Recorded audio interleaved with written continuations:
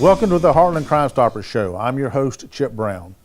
On today's show, we'll be having as our guest Sergeant Shawn Collins. Sergeant Collins is a 17-year veteran of the Lakeland Police Department, and currently he oversees the drone program for the Lakeland Police Department. Sergeant Collins, welcome to the show. Now, Shawn, you have a very interesting story, as most officers do, is how they got into law enforcement, and yours not only happened as most do, but up in Ohio. I'm originally from Ohio. I was born and raised, went to the University of Akron up in Ohio and met my wife. Long story short, she had some relatives here when we graduated college. She came down to visit and put an application in for the then newspaper that worked out of Tampa, and basically came in and called me back up and said, "Hey, I've got a job offer. What do you think?" At this time, we had our wedding kind of put off several months away, and I said, "Well, I think we can probably move the wedding up.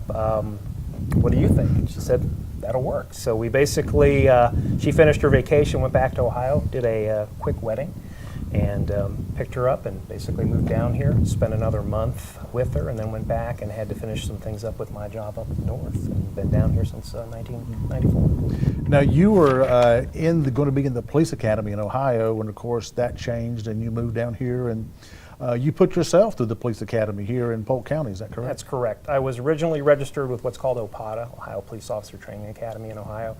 When my wife got the offer, I basically withdrew, came down here and started doing some research and put myself through Polk State back in 94 to 95. And of course that means you paid the way, nobody sponsored you, so that was... Oh no, sir. I was working as a security guard at night. I would work all night, come home, go to the academy, and then come home from the academy, sleep about 3-4 hours, and then get back up. It's amazing what you can do when you want to do it a lot. You're motivated a lot when you want to get a job, absolutely. Absolutely. Now, you have a number of things, besides being one instructor here at the department for the Lakeland Police Department. You also teach at the police academy now, do you not? Yes, sir. I've taught for the academy since 2001. I do advanced and specialized classes, everything from line supervision to use of force and active shooter training. Now, also, your job now with the police department, obviously you started like we all did, on night shift, shaking doors and shining windows. But what is your current position with the department? Current position is a relatively new position, kind of a jack of all trades, master of none. I'm responsible for our college resource officers, which is something new at Lakeland. We've had school resources, then basically your public schools. We currently have one officer at Florida Southern College, and we're going to be adding a second one. I oversee our domestic abuse response team, basically our DART team. I oversee our juvenile services that basically try to mentor juveniles and divert them away from criminal records. And then last but not least, I'm also over our police athletic league. That sounds like a pretty full plate. Yes, sir, very much so. Yeah. Now, we want to talk a little bit about the drone program that Lakeland Police Department has started. Who started that? I mean, what part of the pun, but what got this thing flying, if you will? We've been looking at drones for quite a few years. However, when drones first came out, just like anything else, they were extremely expensive. They were mainly based towards the military, so you couldn't look at a basic drone for probably anywhere between $50,000 or below. It just didn't exist. Several companies came out, including one that's called DJI, which is probably the leader with drones for personal or recreational use. And over the last about probably 2-3 years, they started becoming more cost effective. Lieutenant Ron Bowling, who basically oversaw it, chose 5 of us, including himself, to start the drone program. And we went out, we reached out to several of the agencies throughout the United States that were either starting drone programs themselves or actually had ones that had been active for a period of time, reaching out, trying to find policies, procedures, what worked, what didn't. Basically didn't want to recreate the wheel, but we definitely wanted to learn from their mistakes and also what benefited them. We had the opportunity to attend several classes, and we signed up for one to get what's referred to as a Part 107 certification. In order to operate a drone, you basically have to be certified through the FAA, I should say, if you're going to do it for commercial purposes, whether it be an agent of a city or whether you're doing so for a real estate agent, movie producer, whatever the circumstances. So not just anybody, I mean anybody can fly a drone, but to fly it for the purpose you talked about, for profit, so to speak, for business, law enforcement especially, there's a lot of rules and regulations. Very much so. If I were to take the drone I have out in recreational, I could do so much more and very few limitations. Don't have to be certified. All you have to do is basically be above 16 years of age. When you take into account law enforcement, you've got to go and get the certification. You cannot fly at night unless you have a waiver through the FAA. You're not allowed to fly over people. You have to keep a visual line of sight. So my drone will go roughly 1.5 miles out. I've got to keep it within a visual line of sight or I can't operate it. So there's numerous restrictions. And what they're there for is just to ensure safety. Drones, in many ways, nowadays, at least for licenses, to my understanding, actually outnumber the number of private pilot licenses out Really? there. Yes, the number of drones that have been sold. Now, mind you, majority of those are recreational based, but the fact is they're out there everywhere. So what the FAA is trying to do is, I think, play catch up and certify those that need to be with regards to recreation and government entities like myself, but also watch out for those recreational users. And certainly, the courts want to make sure you don't have an invasion of privacy issues or unreasonable search and seizures things. So it's a lot of restrictions, but they're there for a reason. But what model drone are y'all flying now? Currently, we have 4. It's called a Mavic Pro, basically used for daytime. The nice thing about the Mavic Pro is that it will fit in the size of a regular suitcase, and it can deploy in most cases less than 5 minutes, and that's going through a pre-flight checklist as well as doing the other steps that we have to take before we Now, launch it. a flight checklist, just like a commercial airline pilot. Very similar. You're basically pulling it out. You're making sure that everything is attached to the unit properly, making sure that the propellers won't come off, making sure the battery. Ideally, very similar. We're just doing it far quicker and in a much smaller circumstance. We're required by pilots to get NOTAMs and METARs, which is basically information that a pilot would get. What's the weather like? What's the cloud cover? At a certain height, what are the wind speeds and stuff like that. So it's not just throw the drone up and hope that it flies. We have to go through a process before we actually launch. If we're in airspace, Lakeland has Class D airspace since we're so close to Lakeland Airport. Up until 10 p.m., if I launch, I'm basically supposed to call ATC or the air traffic controller and let them know I'm up there because the drones are so small, more times than not, pilots won't see them, it's too late. After 10 p.m., we basically go to what they refer to as Class G airspace where you can operate it without permission. Okay. Now, you said that you have a range on these of, what, 1.5 miles? About 1.5 miles. Does that, I guess, total height 1.5 miles or, just, that's quite a ways. Feasibly, it could. We're limited, though, by our restrictions through the FAA. We can fly no higher than 400 feet. And part of that is a safety issue. Law enforcement helicopters usually operate around the 500-foot level, so that allows a 100-foot difference. Now, interesting, I know that helicopters have been around for a long time, and I'm not sure the exact number, but I think it's between $500 and $1,000 an hour to operate a helicopter. It's pretty significant. What I've been told as a comparison is for about every hour of operating or 2 hours of operating a helicopter, you could basically buy one of these drones. And then have it deployed on the street, not wait for it to get up in the air and come to where you are if it's somewhere else. Correct. Just very expensive, but it's the same principle. You just have as an unmanned, helicopter basically with the same visual. Now, I know that in the future you're looking at upgrading your current model so you can do more night flights and also have some infrared. Correct. First off, in order to have that ability to fly at night, you've got to get what's referred to as a COA, which is basically a waiver through the FAA, and it can be done, so it's just a process. Once you do that as a law enforcement agency, then you have the liberty to basically launch at any time. The new one that we're looking at is called a Matrice 210. It's a much larger drone than the one we have, but it's far more capable. One of the nice things, it is a dual camera. It comes with a thermal, not a infrared, but a thermal, which is basically heat sensitive, as well as a zoom lens. So you have the capability, unlike the Mavic that I have now, if I want to zoom in and see anything, I basically need to lower the drone to the distance that I need to see it at.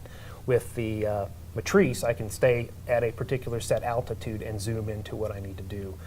The camera, from what I understand, you could be upwards of 1 mile off and zoom into a tag on a car, and yet they never know you were there. Yeah, that certainly is amazing what they do with technology. Sergeant Collins, if you will stick around for a few minutes, we're going to go and look at some of our unsolved cases. Absolutely, I will. Two suspects used a bank card stolen on April 20th during a vehicle burglary on 5th Street Southwest in Winter Haven. The card was used multiple times during the morning, to include 2 times at the 7 Days convenience store on Cypress Gardens Road.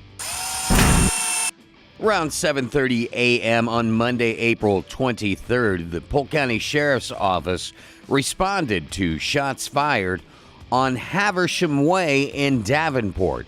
No one was struck, but there was clear evidence that shots were fired. As you can see, the car does not have a tag on it.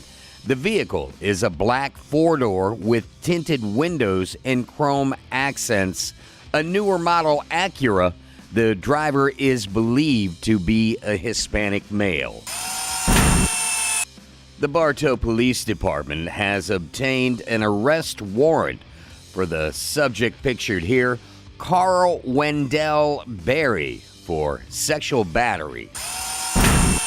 Dwayne Mabe has a warrant for his arrest for grand theft from a person 65 years of age or older. Mabe may be driving an unregistered 2006 red Dodge Durango. He's 48 years old, and this is a recent photo of him. And according to his Florida Department of Correction screen, he has the following tattoos: Wizard Dragon and birds on his back, tombstone, RIP, and a cross on his left arm, a face, some wire, and a tower on his chest, a skull on his leg, and a skull and Dwayne on his right arm. On April 14, 2018, reports were received from Sumter County Sheriff's Office in reference to a fraudulent transaction. Video surveillance showed 2 unknown males using multiple ATM cards to withdraw money. The suspects went to Citizens Bank and Center State Bank in Haines City. Similar incidents have been reported throughout Polk County. All cards appear to have been skimmed at a gas station in Bushnell. In the Haines City incident, as well as Lake Wales, it appears as if the suspects were driving a silver or gray Chrysler 300. We need your help in identifying 2 suspects. They took a wallet inadvertently left behind by our victim at Santiago's Market on April 11th. Many people complete transactions and pass the wallet over, yet our 2 subjects take the wallet and leave in a light-colored Nissan Rogue. On Saturday, April 7th, this suspect decided to help himself to 2 cases of Busch beer from the Family Dollar store located at 100 3rd Street East in the Juanita area of Winter Haven. He has tattoos on his left arm. He left in a black Jeep Cherokee with a Florida tag. On April 11th, between midnight and 5 a.m., a white male broke the drive-through window of Burger King at 205 Cypress Gardens Boulevard and ransacked the place. He took a computer from the office and left in an unknown type of vehicle. The Lake Wales Police Department are attempting to identify the subjects pictured below. On March 22nd, the victim reported her purse stolen from her vehicle that was parked on Lakeshore Boulevard in Lake Wales. Jewelry and credit cards were among the items taken. The credit cards in her wallet were used at a Target in Davenport on the same day. Demetrius Antion Jones has a warrant for violation of probation, possession of a firearm by a convicted felon. Jones is a black male. His birth date is March 22nd, 1981. He's 5'11", 225 to 273 pounds, black hair, brown eyes, and his nickname is Michi. On April 6, 2018, at approximately 3:05 in the morning, two unidentified subjects broke into the shed located behind a doctor's office in Haines City. The two subjects removed a medical shop vac and placed it into their red Ford pickup truck before leaving the area. At approximately 1:32 a.m. on Saturday, March 3rd, a truck parked next to the victim's vehicle in the area of Winters Boulevard and Duff Road. An unknown subject removed tools from the bed of the victim's truck and drove away. The suspect truck is described as a full-size truck with an extended cab. The truck appears to be dark in color with items loaded in the bed. The driver of the truck is unknown at this time. If you have any information on any of the cases you've just seen or any information on an unsolved crime, please contact Heartland Crime Stoppers and leave an anonymous tip. The toll-free tip line is 1-800-226-TIPS. That's 8477.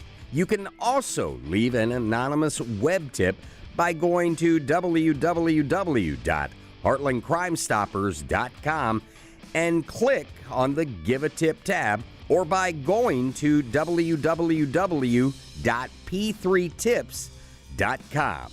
Don't forget, you can download our free P3 Tips app on your smart device. Whichever way you choose to leave a tip, you will remain 100% anonymous. If your tip results in an arrest, the recovery of stolen property, or the recovery of illegal drugs, you could be eligible for a cash reward of up to $3,000. Welcome back to the second half of the Crime Stoppers show. We have as our guest today Sergeant Shawn Collins with the Lakeland Police Department, who's going to continue telling us more about the LPD drone program. Shawn, welcome back to the show. Thank you. Glad to be here. Now, we had talked about the drone program, and you talked about the training that you have to go through and certifications. Tell us about that training, how long it is, and what it entails. There's various classes out there. The one that we chose consisted of two parts. The first part was 40 hours of online training, where you basically learned a lot of the aspects that a pilot would need. Everything from weather to reading flight charts to basically learning stuff about the aircraft. Even though we weren't going to be flying a traditional plane, they still wanted you to understand the basics of what pilots understand. After we did the 40-hour course, we went into the classroom for another 40 hours, and that was a mixture of classroom and then hands-on. We took ours down in Sunrise, Florida, and our last two finals, for lack of a better term, were at a park down in Sunrise where we launched. We had to fly out roughly 1.5 miles and find lost hikers, a simulated scenario of lost hikers. The other one was a suspicious vehicle that was in the park, and they gave us a general grid or quadrant location and said, go out there, find this particular car. I want you to identify who the driver was, and I also want you to provide the tag number. And we worked it in two-man groups, so we basically had a pilot in command flying it, and then we also had another individual wearing goggles that we talk a little bit about, but the goggles ideally controlled the camera. So I would fly the drone in that direction. The individual with the goggles would basically then, as they are scanning, my camera is moving with their head. So I could sit at 200 foot, start flying that direction as they're scanning. If they locate something, they can tell me, okay, I need to go 3 degrees to the left or 5 degrees to the right, and basically bring me into the location. Then as we start lowering to try to get this vehicle description in this tag, as we were requested to do so, now they're providing me more information. They're basically telling me what's around. Are there trees or cover I need to worry about? Any people? As we're getting closer to the vehicle, they're also providing me guidance from the pilot standpoint of how close I am, because they're basically controlling everything basically being my eyes, for lack of a better term. And that's one of the benefits. The drawback with these particular goggles that we use is the fact that you have to have two people. So depending if I have a second person, you saw Nick Rex out here earlier, another one of our operators. If he's available, we'll launch with a two-man crew. If he's not available, I have to do dual duty. I have to operate the aircraft itself as well as trying to operate the camera. I know as we were flying it, you have some footage, even just the guide wires for the tower that you were droning or looking at. So many things to consider, because if you're not paying attention, you can hit the trees or power lines or guide wires or clotheslines or whatever may be out there. It's not as easy as it would appear to be. Not at all. I mean, on average for our agency, we basically will start training 8 hours a month with our drones. Now, that doesn't necessarily mean 8 hours of flight time, but we have just started as of next month. We're going to schedule where we have not only our drone operators, but we also have a robot for our SWAT team that we recently acquired. So for technical services, for lack of a better term, they're going to come out here on one particular day in 8 hours a month, and we'll be doing scenarios, practicing flying, trying to incorporate the drone with also the robot usage, because the robot's also equipped with cameras, and how they work together.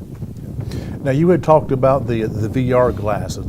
Tell us more about exactly what that is. I know you see it for a lot of the cell phones and gaming. Is that the same equipment that you're using here? Very similar. Most of the stuff you see advertised on TV usually uses a phone, like a Samsung Galaxy or something like that fits it up there. The big difference here is the goggles are designed. They initially were designed for drone racing, which you can find on television. And it's a first-person view. It gets rid of all the distractions because it basically covers the entire face up. And there's some very skilled individuals that can take these drones up to extremely high speeds and do tricks with them, because they're actually seeing what the drone looks like from that first-person perspective. It's like you're sitting in the pilot's seat. Very much so, very much so. So it takes a lot of time to get the feel with regards to the sticks and the flight time, but as I said before, at least for us, the benefit is to have that second set of eyes for the camera. We're looking for that missing person. We're looking for that individual that ran from law enforcement. To have one individual that their sole job is to focus down on the ground at what they're looking at, while the operator of the drone basically just circles the area, is far easier on us. Not that it can't be done, but it's a little more challenging. Certainly. Now, operating a drone is just like operating a car or shooting a firearm or any other skill. If you don't use that skill, the skill level diminishes, doesn't it? Very much so. The current drones that we use are somewhat forgiving. If I were to take my hands off the remote control, the drone will basically just sit there. So unlike your cheaper drones that you can buy at certain stores for kids and all that, in this case, I won't say it's idiot-proof, but it's to the point where, again, if I take my hands off the controllers, it will basically hover until I give it more commands. The cheaper ones, they're not gyro-stabilized, so as soon as you take your hands off the remote, they will basically crash. So there is a safety function built into that. Unlike a helicopter, you take your hands off the control, bad things happen. Now, also, there's another safety feature on the drones, is that when the battery gets to a certain point, when it starts with, before it just runs out of power and crashes, there's a safety feature there. It's called RTH, it's return to home, and basically you can set it at a particular battery level. In my case, I keep it at 20%. When the battery at the drone gets down to the 20% mark, basically what happens is it will return to home. So whatever the GPS coordinates that it took off from, unless you have set other ones, which you have that ability to do so, it goes home. The big issue, or the concerns you have to make sure of, is if you have flown downrange, say quarter of a mile, and then lower to look at something, you've got to make sure that it's set to default to where it goes up to a set height, say 200 feet, which is I keep mine at, and then comes back to you and then lowers. If not, you basically run into the trees, the buildings, or whatever the circumstances. So you definitely have to be aware of your environment and where you're at, and that's where ideally a second operator comes into play. If not, you've got to take the time and kind of pause and clear the air before you bring the unit back home. Now, I know you've had a couple of deployments of the drones. Tell us about some of those if you can. Currently, we're doing it mainly for exigent circumstances. We had, a few weeks ago, we had an issue at one of our schools where there was a suspicious call of an individual that was reportedly wearing a mask and reportedly jumped the fence. We had numerous officers respond. We weren't sure what we were going to have. I immediately responded within about 5 minutes, launched the drone, and my job was to basically clear the perimeter. So I flew around the entire perimeter of the school, which is pretty lengthy. Normally for man hours, it would probably take a good hour to 2 hours for officers to do it on foot, and was able to clear the entire building, roofs, etc., without having to involve a helicopter at the time. While I was doing this, the ground units were basically going and clearing the entire entire school, ensuring that everything was okay. Ended up the call was a false call or was misrepresented as such, but what a time saver. And again, to have the ability to respond down there. And interesting, and it's not only criminal actions. You know, you have a couple instances where you look for missing persons, lost children. I mean, that's the usage could really be great. Absolutely. We assisted Florida Polytechnic several months ago with regards to one of their students that they thought was missing, and we worked in partnership with the Polk County Sheriff's Office and searched the entire campus. They had their horseback and their drones, and then I went out and for about 2 hours, just flew around the wooded area around Florida Polytechnic just looking for the individual. Ended up that they weren't there, but we definitely felt comfortable when we were done that we weren't missing them. Yeah. Now, the unit that you have, I mean, the battery life is what, about 30 minutes? Is that Roughly correct? 30 minutes. A lot of it depends on the weather, how fast you're going, are you hovering a lot. It will degrade depending on the circumstances. You put it up in high winds, 15, 20 mile an hour winds, you're going to spend a lot more battery life basically just trying to stabilize it. A calm day or relatively like today, you could probably stretch it out to about 35 minutes. Okay. And also, you have the ability, obviously, with the SD card, you can record what you're up there with. You have the capability. Our current policy, other than for demos and stuff like that, because of the Florida statute, is we don't record images. The statute, which is 934.50, basically limits us in taking images, whether it be video or pictures of private individuals on private property. And that's just to protect the public safety.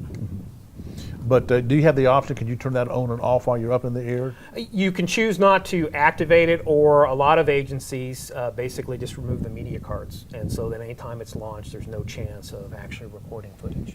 Okay. So, I mean, if it's an actual deployment, you know, where you have the circumstances where you can legally get it up in the air, someone with a gun or some kind of situation, can you record then? Only if you have a search warrant. And like I said, Florida statute's very clear on what we can and cannot do. We can launch under exigent circumstances, but again, if you're going to take pictures or images of individuals on private property, unlike a helicopter, we've got to go and get a search warrant. So more times than not, if ours are going to be launched, they would not have a media card in them, and we would not be capturing footage. Yeah, just looking back from the old days when people used to take chewing gum and put a mirror on the end of a stick and look up over walls. Right. Have now progressed, like everything else, to drones, and the technology is just as society and new gadgets, if you will, new, not want to say toys, you know, but just the technology has just changed so much that the criminals are using them, and law enforcement is also using them. So very much so. Our hope is that the legislatures will revisit the statute and maybe modify it slightly to allow more use from a law enforcement standpoint. I significantly agree with the fact that you need to have your privacy rights, but after seeing what we've been able to do with the drones and not violate people's privacy, it's just such a phenomenal tool. I mean, it's something that you could basically launch these things on an everyday basis just because of our current job and what we can do. I know also that you have one of the units that's deployed on your SWAT team that has availability there, which from the officer safety aspect, you know, golly, what an advantage to be able to use something like that. Our street crimes unit, which is a complement of our SWAT team members that go out and deal with street level narcotics interdiction, have utilized it on several cases where they've had individuals that have either fled from them or barricaded themselves, and were able to successfully resolve the issue without further violence. And I think one of the main aspects that assisted was the fact that the drone was there. They were present, be able to provide live information. Sergeant Collins, thank you for taking time today to tell us about the drone program, and looking forward to hearing more about it, and hopefully never have to see it chasing me or any of my family members or buzzing around my house. But we thank you for what you've been able to do with that. Well, I thank you for having me. It's been wonderful. For more information on the Lakeland Police Department, you can check them out on the web at lakelandgov.net. That's going to do it for this edition of the Heartland Crime Stoppers Show. You can check us out on the web at heartlandcrimestoppers.com. And remember, until next time, it's a crime, and you can help make sure that they don't get away with it.